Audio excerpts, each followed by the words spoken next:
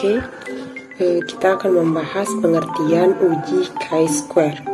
Chi-square adalah salah satu uji komparatif yang dilakukan pada dua variabel, di mana skala data kedua variabel adalah nominal. Apabila dari dua variabel ada satu variabel dengan skala nominal, maka dilakukan uji chi-square dengan merujuk bahwa harus dilakukan uji pada derajat terendah. Baik, selanjutnya yaitu apa sih kegunaan chi-square ini? Nah, yang pertama, chi-square ini berguna untuk menguji hubungan atau pengaruh dua buah variabel nominal ini dan seberapa besar sih tingkat kesignifikanannya dari dua buah variabel yang diuji tersebut. Nah, selanjutnya yaitu untuk mengukur kuatnya hubungan antar dua variabel ini. Sekuat apa sih hubungan dari dua variabel ini? Seberapa kuatnya? Nah, karakteristik chi-square. Yang pertama, nilai chi-square selalu positif. Yang kedua, terdapat beberapa keluarga distribusi chi-square, yaitu distribusi chi-square dengan DK sama dengan 1, 2, 3 dan seterusnya. Yang ketiga, bentuk distribusi chi-square adalah menjulur positif. Bentuk kurva dari distribusi chi-square selalu lebih besar dari 0 dan selalu menjulur ke arah positif. Selanjutnya yaitu ada rumus dari chi-square ini. Adapun rumusnya yaitu chi-square sama dengan sigma dari F0 dikurang dengan Fe kuadrat dibagi dengan Fe.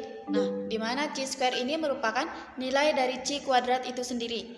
Selanjutnya, Fe ini yaitu frekuensi yang diharapkan. Dan yang terakhir yaitu F0. F0 ini adalah frekuensi yang diperoleh atau hasil yang telah diamati.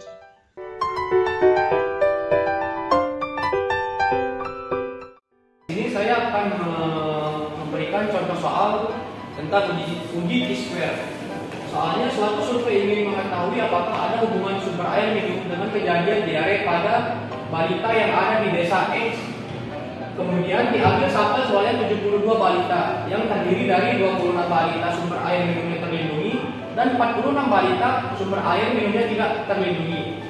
Dari 26 balita yang sumber air minumnya terlindungi, ada 7 balita yang dinyatakan diare. Sedangkan dari 46 balita sumber air minumnya yang tidak terlindungi, ada 29 balita yang dinyatakan diare. Pertanyaannya, ujilah apakah ada hubungan antara sumber air minum dengan kejadian diare dengan taraf nyata 5%. Sebelum itu, di sini kita punya jika HO-nya diterima, maka tidak ada hubungan antara sumber air minum dengan diare. Dan jika H1-nya diterima, ada hubungan antara sumber air minum dengan diare.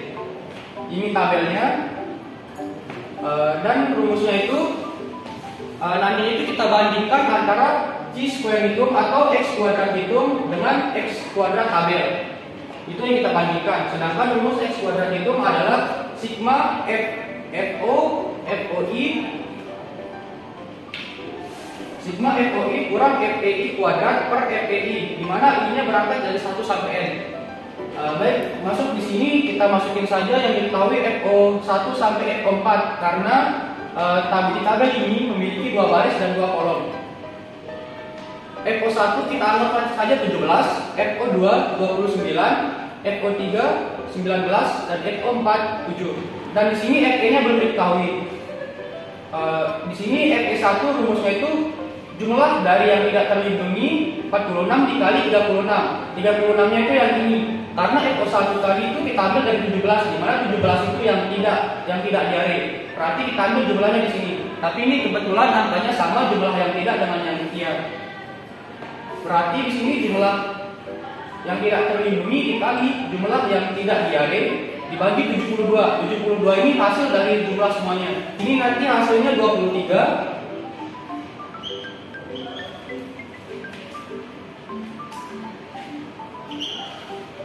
Dan FE2 nya sama, 46 dikali 36 dibagi 72. Karena 29 itu termasuk ke yang iya, maka 36 nya kita pakai yang sebelah sini.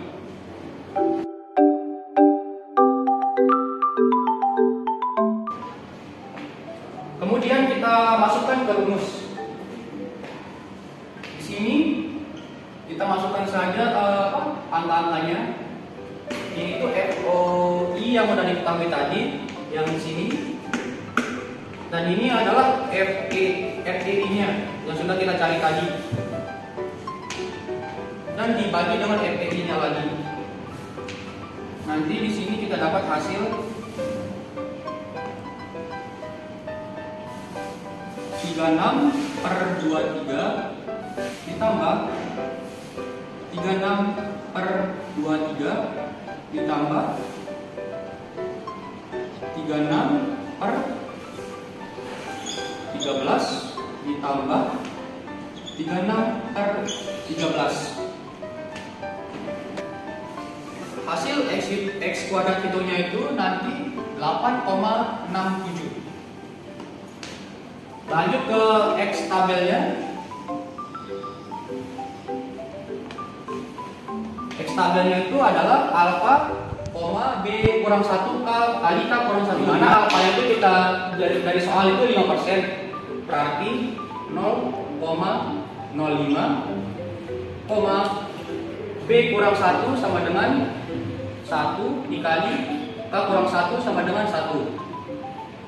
Sama dengan 0,05,1. Dari tabel T-square kita dapat derajat bebas dari 0,05,1 itu adalah 3,841.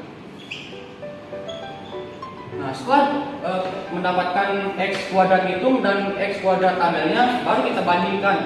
Tadi X kuadrat hitungnya itu 8,67 dan X kuadrat tabelnya itu 3,841. Ternyata di sini kita mendapatkan X kuadrat hitungnya itu lebih besar. Maka kesimpulannya itu H0-nya ditolak atau H1-nya diterima.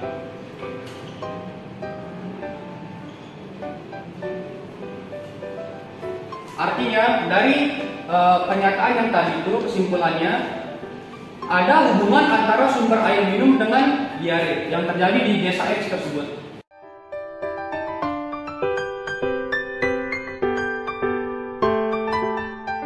Jadi di sini merupakan data yang didapatkan. Berikut kita akan lanjutkan dengan hipotesis-hipotesisnya. Di sini ada H0 dan H1.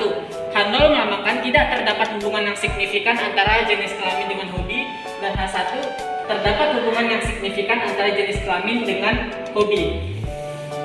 Nah, jadi kita akan menggunakan chi-square. Kita tulis dulu rumusnya. Chi-square sama dengan sigma dari F0 dikurangi FE dikuadratkan dibagi dengan FE. Nah, apa yang dimaksud dengan F0? Apa yang dimaksud dengan FE? F0 adalah frekuensi yang diperoleh atau didapatkan. Dalam hal ini, nilai F0 adalah nilai-nilai yang ada di sini. Yang bukan F0, F0, F0, F0. Dan FE adalah frekuensi yang diharapkan. Nah, frekuensi yang diharapkan itu bagaimana? Frekuensi yang diharapkan akan sama dengan total baris dikali dengan total kolom dibagi dengan total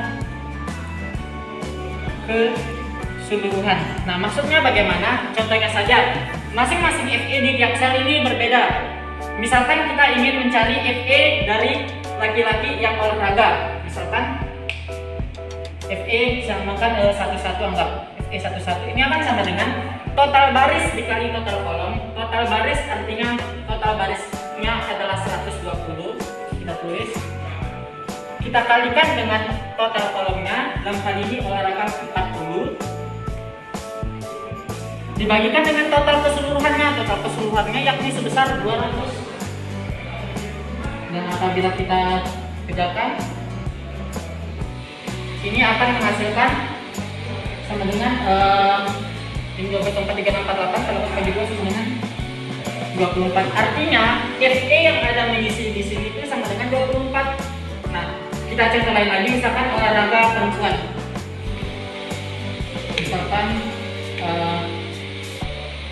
FE baris 1 baris kedua kolom ke-1 ini akan sama dengan total barisnya adalah 80 dikali dengan total kolomnya 40 dibagi dengan total keseluruhannya 2 harus bisa coret 8 bagi 2 sama dengan 16.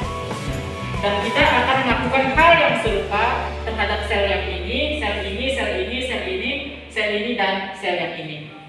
Di sini kita sudah punya tabel kontingensinya, jadi kita sudah mengisi F0 dan juga FE-nya.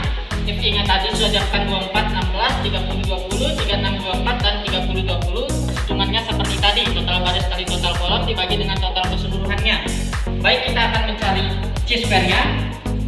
C-square sama dengan FE dikurang F0 dikurang FE dikuadratkan, berarti di sini 27 dikurang 24 kita kuadratkan dibagi dengan FE nya yakni 24.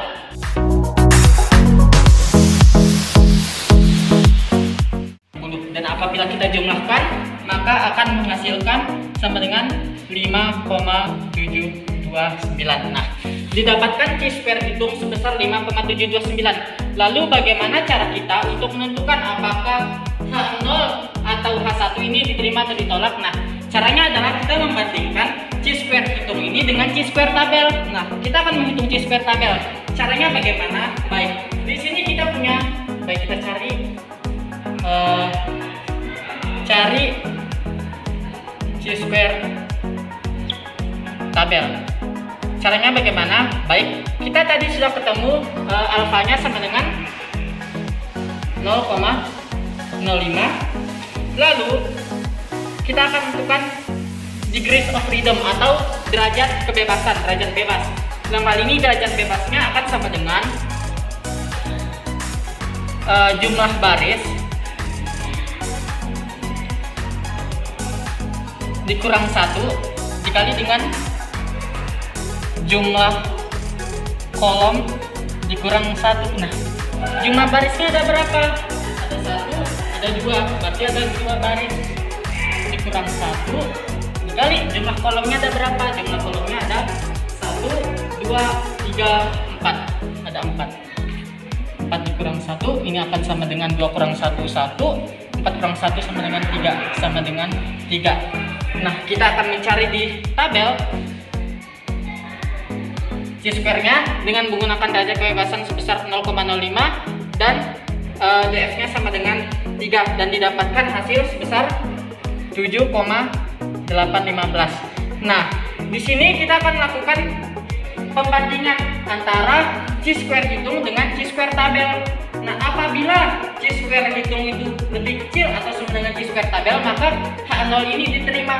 Namun apabila C-square hitungnya lebih besar daripada C-square tabel, maka H0-nya itu ditolak. Kita bandingkan C-square hitung, C-square tabel. C-square yang hitungnya berapa? 5,729. C-square tabelnya 7,815.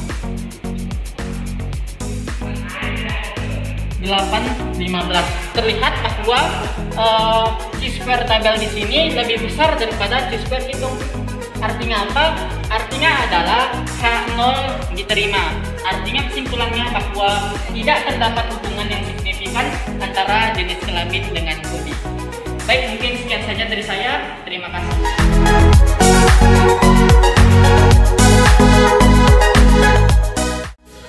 Sebelum kita membahas lebih dalam tentang uji Kruskal-Wallis, kita perlu tahu apa sih uji Kruskal-Wallis itu? Uji Kruskal-Wallis adalah salah satu uji statistik non-parametrik yang dapat digunakan untuk menguji apakah terdapat perbedaan yang signifikan antara kelompok variabel dependennya dengan kelompok variabel independennya. Selanjutnya, kegunaan uji Kruskal-Wallis. Yang pertama, uji Kruskal-Wallis biasa digunakan sebagai alternatif untuk uji one way ANOVA di mana asumsi kenormalan tidak terpenuhi. Kedua, digunakan untuk membuat perbandingan antara dua atau lebih variabel kuantitatif berbentuk ranking di mana sampelnya merupakan sampel independen dan asumsi kenormalan tidak terpenuhi.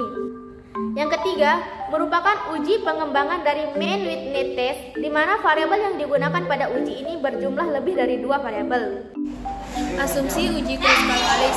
1. Data yang dianalisis terdiri lebih dari 2 sampel acak, contohnya K1, K2, sampai dengan Kn. Yang kedua, skala data yang digunakan minimum adalah ordinal. Yang ketiga, variabel yang dinamati harus kontinu. Yang keempat, jenis skala untuk variabel dependen adalah ordinal. Kemudian ada hipotesis uji atau uji hipotesis. Hipotesis yang digunakan untuk diuji Kruskal-Wallis adalah ada tidaknya perbedaan dari beberapa kelompok populasi yang diamati. Katakanlah satu variabel mewakili satu populasi sehingga terdapat beberapa populasi yang diamati. Maka pengujian hipotesisnya terhadap populasi K. Contoh hipotesis uji Kruskal-Wallis yaitu H0 median dari K populasi adalah sama, H1 median dari K populasi tidak sama. Kemudian penarikan kesimpulan. 1. Jika H hitung lebih kecil dari H tabel, maka H0 diterima atau perlakuan tidak berpengaruh signifikan.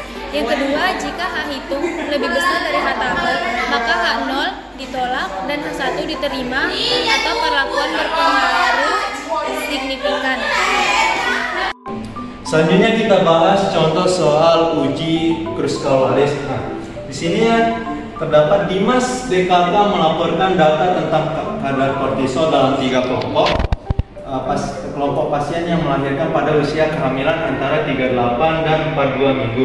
Nah, pada pengamatan kelompok pertama dilakukan sebelum proses bedah sesar yang sengaja dipilih. Kemudian untuk kelompok 2 dilakukan pada proses bedah sesar terpaksa dipilih akibat proses normal tidak berhasil. Dan kelompok 3 terdiri atas pasien yang dapat melahirkan secara normal. Nah, pertanyaannya itu apakah data ini yang menyediakan bukti yang cukup untuk menunjukkan adanya perbedaan median kadar kortisol di antara ketiga populasi yang diwakili dengan alfa sama dengan 5%. Nah, step pertama yang bisa kita lakukan yaitu menentukan hipotesa statistiknya yang dimana H0 itu kita simbolkan R1 sama dengan R2 sama dengan R3 yang berarti tidak terdapat perbedaan kadar kortisol di antara ketiga kelompok. Kemudian H1 yang disimbolkan R1 tidak sama dengan R2, tidak sama dengan R2 atau terdapat minimal terdapat minimal kelompok yang tidak sama atau artinya itu terdapat perbedaan kadar kortisol di antara ketiga kelompok. Nah, di soal ini kita disediakan tabel sebagai berikut. Nah, kemudian langkah selanjutnya itu kita tentukan rankingannya. Nah, di sini kami sudah melakukan rankingan yang dimana rankingnya ini yang dalam kurung ini, dalam kurung ini merupakan ranking untuk setiap masing-masing data. Nah, kemudian kita cari R1-nya itu merupakan R1 adalah jumlah ranking untuk kelompok 1. Yaitu R1 sama dengan 4 tambah 7 tambah 3 tambah 8 tambah 14 tambah 9 tambah 6 tambah 1 tambah 5 tambah 12 sama dengan 69. Nah, untuk R2 nya ini jumlah rankingan untuk kelompok 2 itu sama dengan 16 tambah 18 tambah 15 tambah 11 tambah 17 tambah 13 itu sama dengan 90. Nah, untuk R3 itu sama dengan 10 tambah 20 tambah 2 tambah 22 tambah 21 tambah 19 ini sama dengan 94. Nah, kemudian kita cari N1 nya, jumlah data untuk kelompok 1 nya itu sebanyak 10. Terus untuk N2-nya itu sebanyak 6. Dan untuk N3-nya sebanyak 6 juga. Nah, kemudian kita N totalnya itu sama dengan N1 ditambah N2 ditambah N3 sama dengan 22. Nah, kemudian kita cari H hitungnya dengan rumus. Nah, kemudian kita cari H hitungnya dengan rumus 12 per N dikali N plus 1 dikali sigma dari J sama dengan 1 sampai K dari RJ kuadrat per NJ dikurang 3 dikali N plus 1. Nah, di mana K itu merupakan banyak kelompoknya. Di sini kan K, karena ada 3 kelompok, maka K-nya itu sama dengan 3. Kemudian kita masukin data-data yang telah diketahui tersebut ke dalam persamaan ini. Diperoleh 12 dibagi 22 dikali 22 tambah 1 dikali 69 kuadrat per 10 ditambah 90 kuadrat per 6 ditambah 94 kuadrat per 6 dikurang 3 dikali 22 tambah 1. Setelah diproses ini menghasilkan 9,232. Nah, kemudian kita cari H tabelnya. Karena soal ini merupakan sampel besar, kita pakai tabel chi-square. Nah, untuk membaca tabel chi-square, kita butuh derajat bebasnya. Derajat bebas ini sama dengan K dikurang 1, sama dengan 3 kurang 1, sama dengan 2. Dan alfanya itu, alfa sama dengan 0,05. Maka H tabelnya itu sama dengan alfa, db. Sesuai yang ada di tabel chi-square ini hasilnya sebesar 5,99. Nah, perhatikan bahwa di sini H hitungnya itu lebih besar daripada H tabelnya. H hitung lebih besar daripada H tabel. Artinya H0-nya itu ditolak, maka terdapat perbedaan kadar kortisol di antara ketiga kelompok tersebut. Sekian, wassalamualaikum warahmatullahi wabarakatuh.